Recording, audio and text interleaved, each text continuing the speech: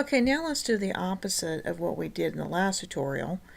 Now let's actually add color cast. In other words, let's add a photo filter to an image to change the look slightly to make it more haunting or urban or futuristic, what have you. It's up to you. So let's choose one of these two images, Old Car Dude Ranch. This is under the 5E section of the Practice Pics for Students folder. Or let's choose People in Morning Glory Pool. I'm going to choose the People in Morning Glory Pool image. I'm going to double click it, bringing it into Photoshop. Now you're going to notice this is another GoPro image that has some distortion. I kind of like the distortion here, though I am going to reduce the distortion by making sure this is clicked, the layer's clicked, and then I'm going to make it a smart object. Okay, and now after making the smart object, now I'm going to go into the filters and choose lens correction. Now we have to tell it that it's a GoPro camera, and this particular model was a 3+. Unfortunately, we're losing that curvature as I kind of liked. So I'm going to go into custom, and I'm going to actually bring some of the distortion back. Okay, it's just a little bit there, and then I'm going to click OK.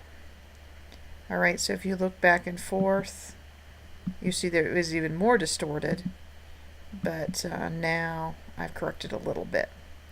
Okay, so let's say that you want to make this moodier. You want to add a mood to this by adding a photo filter.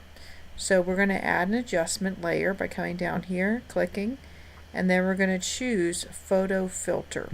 So you're actually adding color cast to the image. So you see here there's a warming filter that makes it a little more orange. You can increase the strength of that here. And you can check or uncheck this. If you don't preserve the luminosity, it will tend to darken your image, that filter there. Okay, so you may want to preserve that. Okay. Here we get to cooling filters, which tend to be more blue. Okay, then we have a darker blue, and then another darker blue. Well, that's actually a light blue. Okay, and you can play around with that.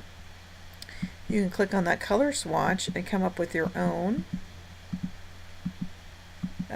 Which of them you want to have, which color. So color cast. And you can really dial that back too. Let's say you want to kind of match this. Let me come into the orange area, and then I'm going to bring that up. Oh, like that. And a little more. Okay, so it kind of, the pool is kind of emanating its color to the surrounding people there and boardwalk. So you can use this to see what it looks like before and after, or with and without the color cast. It's kind of interesting.